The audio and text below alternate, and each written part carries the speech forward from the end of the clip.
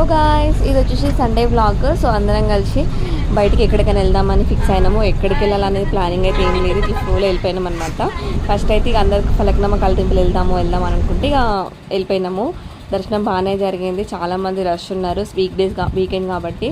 So మీరు ఎప్పుడైనా వెళ్ళాలనుకుంటే వీక్ డేస్లో కూడా వెళ్ళండి. అంటే సండే ఎక్కువ మంది ఉంటారు అనుకుంటా జనాలు.